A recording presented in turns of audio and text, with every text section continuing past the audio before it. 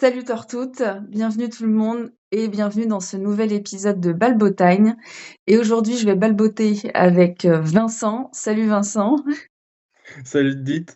Vincent, tu n'es pas né en Bretagne, tu ne vis Non, pas en Bretagne, tu ne non, travailles pas en Bretagne, raison pour laquelle nous non. sommes en visio et j'espère que le son sera pas trop dégueulasse. Et pourtant, tu apprends le breton à la mission bretonne de Montparnasse. Ouais, c'est ça. Et ben, j'ai envie de savoir qu'est-ce qui t'a incité à apprendre cette langue et à t'intéresser, à la culture bretonne? C'est une longue histoire, hein. C'est Eh une ben, longue ça tombe histoire bien, pas c'est fait si, pour. j'ai toujours donc moi à la base, effectivement je suis né dans le Val d'Oise, qui est un Ouais, département de la région parisienne. Je le précise souvent parce que c'est assez marrant, les gens, quand on dit, qu'on vient de la région parisienne, c'est surtout de Paris, surtout pour simplifier. Mais, on entretient aussi parfois une sorte comment dire? De mythe, qui veut qu'en gros, bah, la région parisienne, c'est Paris et on nous voit en fait comme des Parisiens alors que moi, en fait, j'ai grandi, au milieu des champs, quoi. Je suis né à Pontoise, j'ai grandi dans une ville qui à l'époque était 8 000 habitants, donc c'était quand même déjà une bonne ville. Mais, dès que je sortais en fait, de ma ville, c'était des champs, c'était, des bois, enfin rien à voir avec Paris, quoi. J'ai beaucoup grandi, en fait, dans la culture, bretonne de par ma mère. Non pas d'accord, qu'elle soit forcément bretonne ou qu'elle revendique quoi que ce soit par rapport à cette culture-là, mais c'est juste que durant son enfance, elle avait été beaucoup bercée par les contes, celtiques, par Triane, par des groupes, tu vois, comme, Malicorne, ce genre de choses, donc elle était beaucoup ouais. dans cette ambiance-là et elle m'a transmis ça et je pense qu'elle se doutait pas que ça irait aussi loin pour moi. Parce que, bah, du coup, en écoutant Triane, notamment, enfin Trian, depuis tout petit, bah, après j'étais intéressé aussi par cette langue, je savais pas ce que ça voulait dire, et du coup ça c'était assez frustrant de pas connaître en fait, le sens, de ces paroles, quoi. Ouais, Heu et ensuite, vu que j'ai beaucoup grandi aussi avec un amour de l'histoire et que ouais. aussi, c'est surtout notamment l'Antiquité, mais l'Antiquité, celte qui m'a beaucoup intéressé aussi. Bah, du coup, j'ai été beaucoup plus, attaché en fait, à la culture bretonne parce que, bah, Parce que celtique? forcément, enfin, c'est celtique, c'est là où l'héritage celte est le plus fort en tout cas en France. Et donc, bah, dès que j'ai habité sur Paris, j'ai habité sur Paris pendant 2 ans et la mission bretonne était juste à côté et j'ai pris tout de suite, en fait, des cours de breton dès que je suis arrivé, sur Paris. Parce que, voilà, j'ai vraiment envie d'apprendre le breton. Et du coup, tu connaissais déjà la mission bretonne de Montparnasse ou c'est en cherchant comment apprendre le breton que tu les as découverts? J'y avais été une fois parce qu'ils avaient, ils avaient accueilli un groupe de musique néo-médiévale et ils faisaient, en fait, c'était un groupe de musique néo-médiévale qui faisait la promotion, de leur nouvel album à l'époque. Il s'appelle Les Derniers Trouvères. Et du coup, ils faisaient du coup, bah, la promotion de cet album. J'y étais et j'ai découvert la mission bretonne, ça m'a vachement plu. L'endroit est vachement sympa. Je me suis renseigné donc, sur ce qu'ils faisaient et j'ai été tout de suite happé, ouais, par cette ambiance, par cette chaleur humaine, qu'il y avait aussi et bah, j'y suis, je crois depuis, je suis adhérent depuis 2016 ou 2017, OK, je sais ouais, plus. Donc ça commence à faire, quoi. ouais, une petite dizaine d'années, quoi. Mmh mh. Alors j'ai fait combien d'années de breton là-bas? J'ai dû faire, jusqu'en 2023. Ouais, j'ai fait jusqu'en 2023 et après, pour, différentes raisons, j'ai arrêté, et maintenant c'est vrai que le breton, c'est un peu des fois pour moi l'apprentissage du breton, c'est un peu en dents de scie, quoi. Ouais. Parce qu'on n'est pas comme, on n'est pas, tu vois, comme en Bretagne.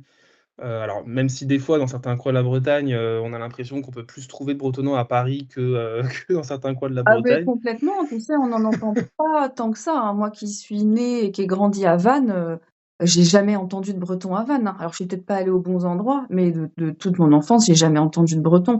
Lorient un petit peu plus, mais il faut aller, dans des endroits, précis, hein. Ouais. Bah, ouais, mais en fait, le problème de la région parisienne, allez, on va taper sur la région parisienne, hein, Allez, on est breton, on ouais! l'est pas, hein. En fait, le problème de la région parisienne, c'est que bah, ce sera pas une surprise, hein, si je vais te dire ça, c'est que tout est centralisé.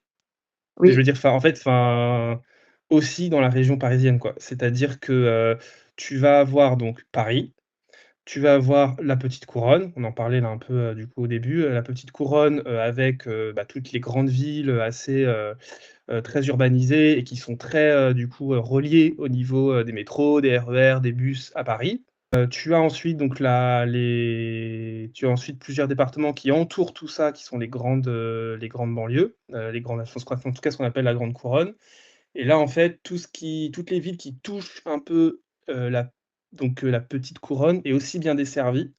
Mais après, à partir du moment où tu, t'enfonces un peu plus, c'est complètement, enclavé, quoi. il y a plus de transport en commun. Ouais, Donc enfin, ça devient beaucoup plus rare, pour aller à des cours du soir, du coup, ça veut dire il faut forcément une bagnole, ça veut une dire du temps de bagnole, ouais, route, ouais.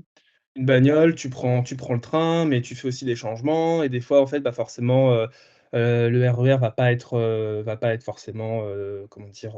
Enfin, va pas marcher, il va y avoir tu vois, des accidents, des pannes, et il y en a souvent.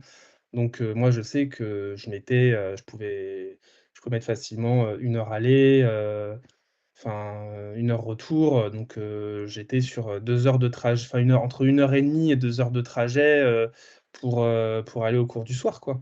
ouais, Et donc j'ai pu un faire ça sacré engagement au niveau, temps dans ton planning, même au bah, c'est ça. niveau fatigue, quoi. En fait, où qu'on soit, dans l'Hexagone, la problématique, du transport, elle se pose, systématiquement, quoi. Je pense Mmh. que des gens qui sont, bah, dans le Creusebreizh, ils ont ce même problème. Il y a pas de train, tu as pas de train qui passe qui fait Saint-Brieuc, Vannes ou Saint-Brieuc-Lorient, par exemple. Et tu as des zones comme ça qui sont très peu desservies et en fait, on se rend compte que dans d'autres zones, même région parisienne, il y a exactement ces mêmes problématiques, quoi. On sort un peu du thème du breton et de la Bretagne, mais donc moi, je suis assistant social. Je suis sur, mon secteur d'intervention, c'est tout le nord de mon département, donc qui est quand même assez urbanisé avec beaucoup de transports en commun. Et j'ai une collègue qui a tout le sud du département, qui est beaucoup plus enclavé. Et quand elle témoigne des difficultés qu'elle rencontre avec ses familles, on se rend compte qu'il y a beaucoup plus de problématiques, psy, beaucoup plus de maladies mentales, beaucoup plus d'alcoolisme, beaucoup plus, d'addiction. Parce qu'en fait, les services publics, ont déserté, en fait, toute cette partie du département, et qu'il y a pas de transport en commun non plus. Alors Ouais, qu'effectivement, c'est la région parisienne. Mais vu que c'est trop loin de Paris, je pense que, les services publics considèrent que ça ne leur sert pas, ça ne ouais sert pas à la richesse de la région parisienne et du coup, on s'en moque un peu.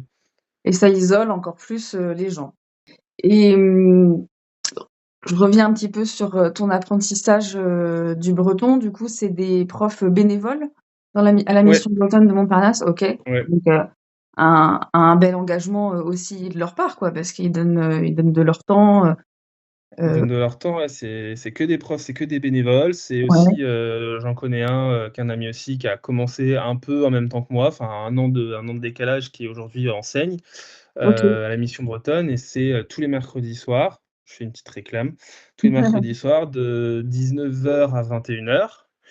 Et c'est aussi tous les samedis et là, par contre, j'ai plus l'horaire en tête, parce que moi, j'étais surtout sur les cours du mercredi. Et qui sont les élèves d'ailleurs? C'est ce qu'on appelle des Bretons de Paris? Est-ce que c'est des gens pas du tout, enfin voilà, qui sont pas nés en Bretagne comme toi, des curieux, et c'est qui un peu qui vient faire l'apprentissage? Alors, on a un peu de tout. OK, On va avoir des gens, qui, sont à la retraite, par exemple, OK, et pour lesquels, qui sont de la génération, du coup, qui ont connu cette coupure, en tout cas, qui ont connu, leurs parents qui ne voulaient pas leur enseigner le breton pour, toutes les raisons qu'on connaît, voilà, avec la pression, que l'école leur mettait. ouais, Et l'interdiction, de parler ouais, breton à l'école et puis ouais, tout le et du coup sentiment de qui honte qu'on mettait sur les gamins, les punitions, les coups de règle sur les c'est doigts, ça, les bonnets d'âne et j'en passe. OK. Ah ouais, donc c'est ça. qui ont une rupture générationnelle et qui ont envie, eux, de Mmh. récupérer ça, en fait, en apprenant. OK. Ouais, et donc du coup, ouais, on est avec des Ouais, j'ai pu avoir des, comment dire? Des camarades de classe qui avaient, ouais, qui avaient bien 70 ans passés, quoi.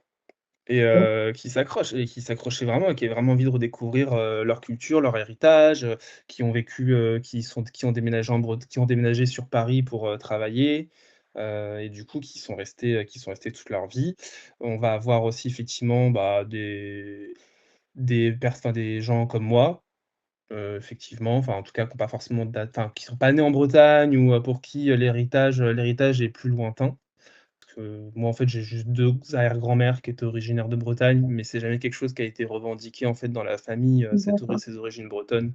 Après, sinon et pour en revenir aux cours, on a en ce moment, on a depuis quelques années, on a beaucoup plus de jeunes qui viennent faire des cours en breton à la Mission bretonne.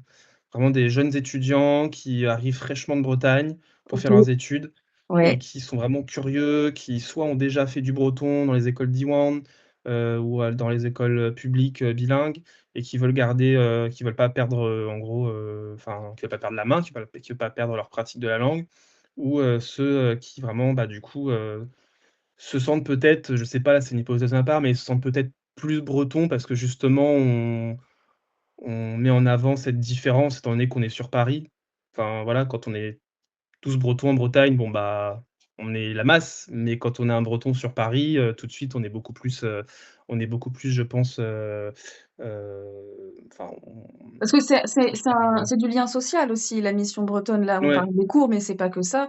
C'est aussi, à l'origine, un lieu où les Bretons pouvaient, se retrouver et se sentir, moins isolés en arrivant à Paris.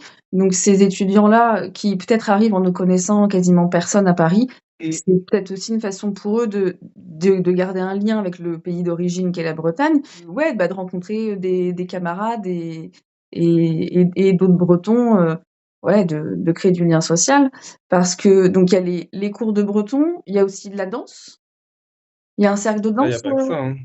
Ah, enfin, alors oui, il y a un cercle de danse, les Danserinnen Paris, mais il y a des cours de danse, il y a des cours de danse bretonne, ouais, du coup à la Mission bretonne. Il y a aussi des cours de harpe, cours d'accordéon, cours de bombarde, il y a des cours de canna discon, des cours de conte pour apprendre à compter, enfin à compter, pas les maths, hein, l'histoire, hein. oui. Heu Donc non, il y a vraiment un et j'en oublie, hein, mais il y a vraiment un panel effectivement d'ateliers qui sont, très, très larges à la Mission bretonne et pour vraiment retrouver du coup, toute cette culture et pas perdre, pas trop, trop se sentir déraciné, Mmh mh. pas trop se sentir déraciné quand on arrive à Paris, quoi. On s'était ratés la dernière fois que je suis venue à Paris, enfin je dis ça, c'était il y a peut-être, déjà 2 ans et tu m'avais dit: «Mais voilà, il faudra absolument que je te montre Mmh. les lieux emblématiques des Bretons de Paris». Parce que donc il y a la Mission bretonne, mais il y a pas que ça. Est-ce que tu peux nous je sais pas, nous citer des exemples de lieux, je sais pas, des bars, des restos, des parcs ou des endroits qui sont importants pour les Bretons de Paris ou qui l'ont été? Ah, ouais, qui ont été ouais, plus, qui ont été maintenant parce qu'on avait donc, bah, on avait le Tijosse. Ouais, Qui était incontournable parce que c'est là où notamment, Gilles Servat, en tout cas a chanté un peu pour les premières fois, La Blanche Hermine. ouais, Donc c'était une crêperie qui était tenue donc par des Bretons. Il y avait un pub en bas aussi, en tout cas, enfin la le Tijosse a connu 2 lieux. Moi j'ai connu, le lieu, où ils avaient déménagé, le second, mais je crois que Gilles Servat jouait dans le premier lieu, où était, la crêperie, je sais plus ce que c'était. En tout cas, c'était les mêmes gérants, donc c'était le même esprit, c'était la même âme et il y avait beaucoup de Bretons qui se retrouvaient donc là-bas. Il y a pas mal de personnes qui y sont passées, dont Gilles Servat. Peut-être Alan Stivell aussi, mais je sais plus, faudrait que je me renseigne. Mais en tout cas, Gilles Servat, c'est sûr. Malheureusement, là, il a fermé. On récemment sait là? pas trop où est-ce que ça en est. Ouais, récemment, ouais, ça avait été repris et ils avaient eu un projet de réouvrir le pub et en fait, là, on sait pas pourquoi, mais ça a fermé. En tout cas, moi, j'ai pas d'infos. Il y a OK. rien vraiment qui est marqué. C'est marqué, «Fermé pour travaux», mais ça commence vraiment à faire un moment que c'est fermé pour travaux et on voit OK. rien qui bouge, donc ça me fait un peu peur. Bon. On avait aussi le Cairbier, qui était pas loin, qui était dans le même quartier. qui était un bar à bière breton et pour le coup, c'était un lieu qui avait ouvert très, très récemment, et ils ont dû fermer aussi malheureusement. Alors ça a été repris, par un je sais pas si ça a été repris par un breton, mais ils essayent de garder un peu cette, vibe, bretonne, mais je sais pas si ça marche autant parce que je me suis pas encore rendu depuis la fermeture du 1er bar. Après, moi, c'est vrai que je connais surtout, que la Mission bretonne, un peu le quartier, mais il y a plein d'autres assos bretonnes qui sont créées, parce qu'il y a quand même une grosse diaspora bretonne en Île-de-France. Mmh. Donc on va retrouver plein de cercles celtiques, à Savigny-sur-Orge, à Argenteuil, pour, citer que eux. Aussi à Saint-Denis, Ouais, les Bretons de Saint-Denis, c'est aussi une grosse asso et c'est assez marrant parce que, en fait, les Bretons Saint-Denis, de ce que je comprends, sont étaient une asso qui a été créée plutôt par des ouvriers, donc ouais, avec une culture, plus, communiste, on va dire, voilà, avec, une conscience de classe, et cetera et la Mission bretonne, elle, pour le coup, bah, si ça s'appelle Mission, c'est parce que, ça a été créé par l'Église. oui. Ouais, j'avais Et vu donc l'histoire, ouais. il y a toujours eu à un moment donné cette petite rivalité, entre curés, et rouges Et quoi, Coco, bah oui, c'est ça, et c'est Coco, la ça, religion et l'opium du peuple, bah ouais. voilà. Mmh. Là, ils ont fait un pardon, de la Saint-Yves cette année OK. pour, voilà, Sainte-Pardonne du coup. Ça faisait longtemps qu'ils avaient pas fait ça donc ça revient un peu mais c'est vrai qu'effectivement oui, maintenant c'est plus un prêtre qui dirige la mission bretonne, c'est beaucoup plus laïque. Moi, de Heu, ce que j'avais lu, des origines de la mission bretonne, même si c'était un prêtre qui avait, ouvert ça, ça restait quand même très populaire. Il y avait beaucoup d'ouvriers oui, qui venaient, des gens, ouais, qui débarquaient à Paris, qui avaient pas de logement, qui avaient pas de boulot. En c'est fait, ça. ils arrivaient là, bah, en sortant de la gare, en fait, de Ouais, Montparnasse complètement. et tout de suite, on leur trouvait, bah, une chambre de bonne, un petit boulot. Non, ils ont la mission bretonne, elle a été créée après la Seconde Guerre mondiale pour pouvoir permettre à tous les Bretons qui immigraient sur Paris, effectivement, de trouver, un travail, de trouver un logement, d'apprendre le français et c'était aussi éviter que les jeunes filles bretonnes aussi, rentrent dans des, réseaux de prostitution. OK. Ouais, ouais, ouais, il y a eu pas mal, enfin pas mal, ça je sais pas, mais en tout cas, je sais que de ce qu'on nous a raconté et je sais qu'effectivement, bah, les petites, bretonnes, les jeunes bretonnes qui arrivaient à la gare, visiblement arrivaient à être étaient assez identifiables, Elle et se faisait étaient, attraper par des macros, en ouais, fait, d'accord. ouais, ouais Tu et vois, du j'étais pas coup, au il y avait courant de des ces histoires-là. ouais, si, si, parce qu'en fait, la Gaîté Lyrique est juste à côté de la gare Montparnasse et avant les théâtres, c'était des bordels, hein. OK. Donc c'était vraiment malheureusement, c'était leur, ouais, c'est là où ils venaient, «s'approvisionner» entre guillemets, en jeunes filles qui du coup ne connaissaient rien de la vie parisienne, qui connaissaient rien des codes, qui parfois parlaient pas français et du coup elles se faisaient avoir et il y avait, du coup la mission bretonne qui était là aussi pour essayer de les choper avant les macros, quoi. OK, Et OK. après, petit à petit, une fois que les Bretons, se sont intégrés à la vie parisienne, bah, effectivement, ce côté social était beaucoup moins important Mmh. et ça a pris un versant beaucoup plus culturel, quoi, de promotion de la culture bretonne, la préservation de la culture bretonne. Et la question à 1 000 000, toi, aujourd'hui, est-ce que tu te sens breton? Un peu, beaucoup, passionnément, pas du tout? Mais est-ce que dans ton identité, c'est une question très personnelle, si tu as pas envie d'y répondre, tu n'es pas obligé d'y répondre, hein, ou je couperai, voilà. Non, non, non, moi vraiment je me sens breton. Je me sens, je pense, beaucoup plus breton que français Mais c'est beau, et moi je trouve ça génial, c'est vraiment la preuve que, tout le monde peut, quand on dit appropriation culturelle, c'est souvent d'un côté négatif. Moi je trouve que pour la Bretagne, bah, pas forcément. À partir du moment où tu fais pas le con, à te foutre un rouleau de sopalin sur la tête, mmh. pour imiter les Ouais, grave. bigoudernes et que tu fais vraiment la démarche de t'intéresser et notamment à la langue, je trouve ça, moi c'est pour ça que j'ai vraiment voulu que tu viennes sur ce podcast, c'est que, ça m'intéresse quoi, les personnes qui rien ne les prédestine à devenir, bretons, enfin ou à être bretons et qui arrivent quand même à s'approprier cette identité en étant hyper, respectueux. Et Moi, franchement, je vais un peu rentrer peut-être dans le mystique, mais il y a moi, je trouve, il y a même, tu vois, un versant un peu spirituel, en fait. Enfin, je sais pas comment expliquer ça. Je sais pas comment expliquer, en fait, cet amour que j'ai pour la Bretagne et ce sentiment que j'ai, en fait, de me sentir breton. Alors qu'en fait, la première fois que j'ai mis un pied en Bretagne, c'était il y a 13 ans, je pense. Ouais. Donc aujourd'hui, j'en ai 33. Donc en fait, ça a 20 ans que j'ai mis un pied en Bretagne pour la Mmh. première fois de ma vie parce que, avant, mon père ne voulait jamais pas qu'on aille en Bretagne sous prétexte qu'il pleuvait tout le temps et gna gna ni, gna Bon, gna comme si gna. c'était différent à Paris. C'est ça, c'est exactement ça et alors que moi, je voulais vraiment y aller, je voulais vraiment qu'on passe nos vacances là-bas pour découvrir, pour voir ce que c'est, enfin voilà, il y a toujours eu du coup cet appel en fait de ce pays, de cette culture, qui était là. Alors Et même c'est beaucoup venu de que la musique, hein, pour toi, parce que tu disais que tu ouais, as appris la harpe, c'est la harpe celtique que tu as? j'ai fait de l'art pendant 2 ans. Aujourd'hui, je fais de la lyre, OK, donc de la lyre, gauloise. ouais.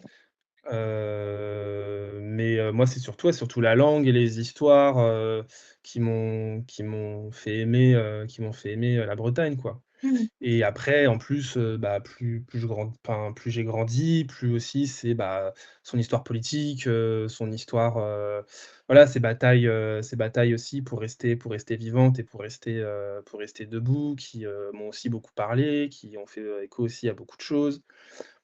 Et moi, je me sens vraiment breton au fond de moi.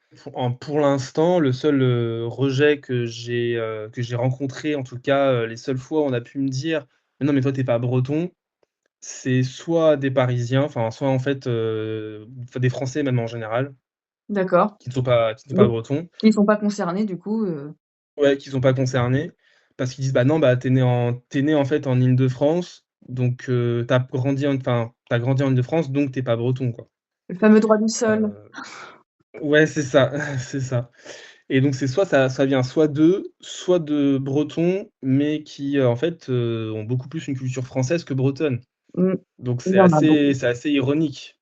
C'est vraiment assez ironique, mais à l'heure actuelle, dans le milieu culturel breton, j'ai jamais, en fait, ressenti ce rejet, quoi et on m'a jamais fait ce commentaire. Jamais. Tu Tiens, auras si un breton te fait, un commentaire comme ça, et que toi tu lui réponds en langue bretonne, je pense qu'il va vite déchanter ouais, parce qu'il y en a pas tant que ça, hein, des gens qui il y en a pas assez en tout cas, des gens qui parlent breton donc mmh, ouais, ouais, complètement. Non, mais dans après ta moi famille, ça a j'ai été plutôt perçu comment? Bon, ma mère de toute façon elle me suit et enfin, elle est très contente en fait que je m'épanouisse, là-dedans et ça lui va parce que de toute façon, elle reste aussi dans, heu, dans cette vibe, culture bretonne et cetera. Mon petit frère, m'a suivi un temps, il a appris un OK. temps, des cours de breton aussi. Bon, il a arrêté au bout d'un an parce que c'était trop compliqué justement par rapport aux transports en commun, c'était beaucoup trop fatigant. Mmh. Donc peut-être qu'il reprendra. Mais bah, ma mère, enfin en tout cas, mes parents, déménageront, prochainement, je pense en Bretagne. Bon, j'ai un peu grogné parce que je me dis: «Oh, encore des retraités qui vont, venir». Ouais, mais tu auras un pied à terre! C'est ça, c'est ça. Donc du coup, j'ai dit: «Vas-y, je râle pas trop». Et mon frère va habiter aussi en Bretagne et moi, en fait, OK. mon rêve, c'est d'habiter en Bretagne aussi. Donc en fait, toute ma famille va avoir une petite vague, d'immigration en Bretagne, au niveau de ma famille.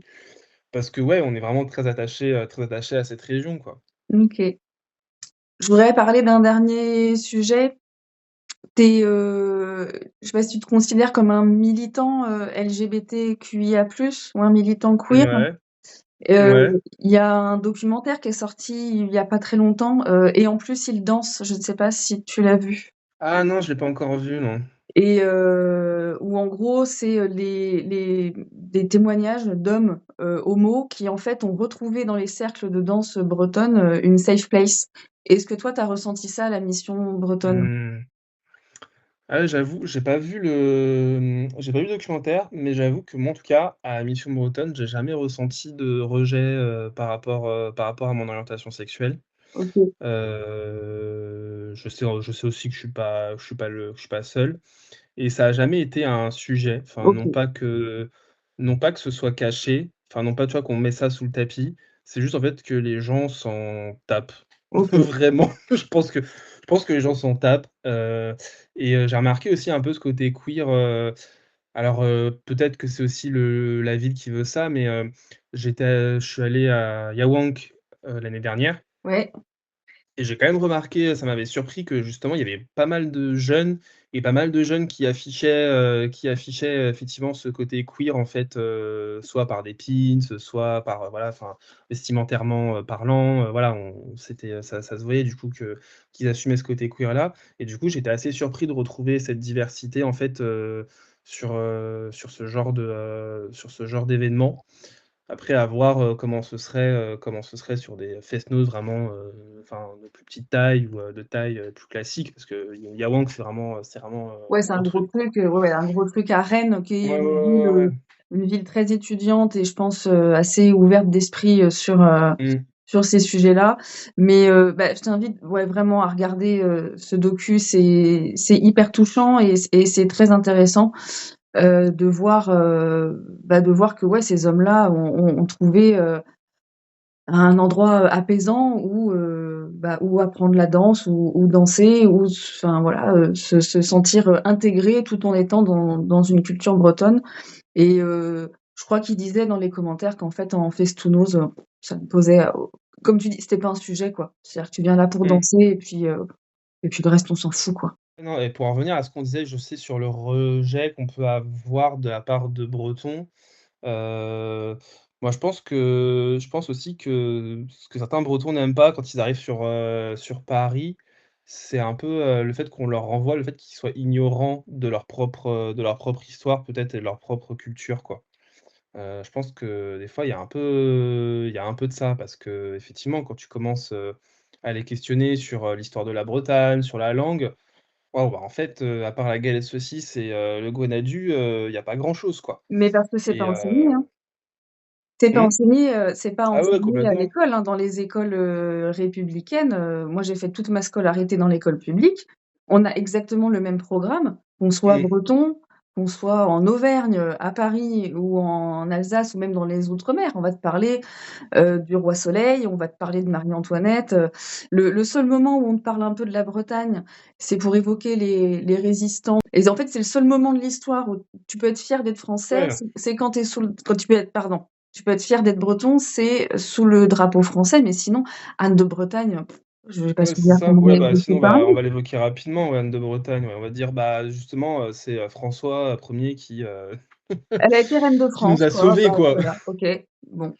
Notre histoire, on nous l'apprend pas, mais en fait, si on nous l'apprend, ça Mmh. va réveiller des consciences et Ah ça, mais complètement, ouais. l'éducation nationale et l'État français n'en a pas du tout envie, quoi. Mmh. Donc effectivement, il y a beaucoup de Bretons qui connaissent pas leur histoire et si tu viens pas d'une famille qui s'y intéresse un peu ou si tu fais pas les bonnes rencontres, comme moi ça a été mon cas, bah, tu peux passer complètement à côté, toute ta vie, quoi.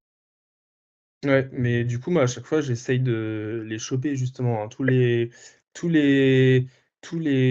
comment dire? Tous les Bretons qui, en tout cas, qui sont originaires de Bretagne, qui vivent sur Paris, quand je sens qu'il y a un petit intérêt, en fait, qui est là, tout de suite, en fait, je leur mets le grappin dessus pour les faire venir à la mission et parce qu'en fait, là, C'est beau bah, ce pas que plus tu tard fais, que Vincent. non, mais C'est non, beau mais ce pas que plus tu tard qu'il fais y a pour la quel Bretagne. je sais pas si j'aurai une statue, mais bon, non, mais pas plus tard qu'il y a quelques jours, j'étais à une soirée jeux de société et il y a un gars qui a un prénom, bah, un prénom à consonance complètement bretonne et du coup, je le questionne un peu, quoi. Je dis: «Ah ouais, c'est marrant, ton prénom, il est originaire bretonne. En plus, tu le prononces vraiment à la bretonne, c'est assez rare», il me dit: «Bah ouais, parce que je suis de Bretagne et tout». Il me dit: «Et toi, tu es breton?» Je dis: «Bah, moi, je suis pas originaire de Bretagne, mais je le parle, enfin, je parle breton». Il me dit: «Oh, tu mens!» et je fais: «Bah, non», et je commence à lui aligner ces quelques mots en breton et là, il était trop content. Et il dit: «Ah ouais, moi j'adorerais apprendre le breton, mais je sais pas, j'ai pas le temps avec tout ce que je fais et tout», je fais: «Bah écoute, il y a la mission bretonne si tu veux» et en fait, c'est un petit travail de fourmi, à chaque fois que tu fais quoi. Dès que tu rencontres quelqu'un, tu essaies de tisser un lien, tu essaies de le raccrocher, aux associations culturelles bretonnes à Paris pour qu'en fait, il redécouvre ils redécouvrent ça, quoi. Et c'est pour ça qu'on a de la chance là, il y a pas mal d'assauts, étudiantes, bretonnes qui se sont créées, récemment OK. et du coup ça ramène vraiment un flux de jeunes en fait, enfin en tout cas, ça ramène un vent frais, de jeunesse en fait, à la mission bretonne, du coup c'est assez plaisant, c'est assez agréable et du coup ça te redonne espoir et tu es beaucoup plus optimiste. Ouais, Ça fait du bien d'entendre des choses comme ça. ouais. Pour l'avenir, je sais que je voudrais donc partir de Paris. J'adorerais faire une formation longue, en Bretagne, enfin en tout cas en breton pour vraiment Ouais. consolider les bases Mmh. et après moi je sais que je voudrais faire un métier du coup, ouais, autour du breton quoi. Ça c'est vraiment mon rêve et du coup j'espère que ça va se faire assez rapidement, parce que ouais pour l'instant, il y a un grand quand tu es en région parisienne, tu as effectivement tu as une grosse offre culturelle, tu as une grosse Oui. offre, voilà, tu as beaucoup de liens sociaux qui se créent, enfin voilà, il y a plein de choses. Mais moi franchement, c'est la Bretagne qui m'appelle, quoi. Et Mmh. quand je suis là-bas, alors je connais ces comment dire? Je connais aussi un peu ses pas ses phases sombres, mais je connais aussi ses difficultés, je connais aussi ses Mmh problèmes, hein. Heu, mais pour autant, c'est là-bas que je veux vivre, quoi mh. c'est là-bas que je veux mourir et pas ailleurs. Et puis, si tu veux travailler en breton, l'offre professionnelle, je pense qu'elle est, essentiellement en Bretagne.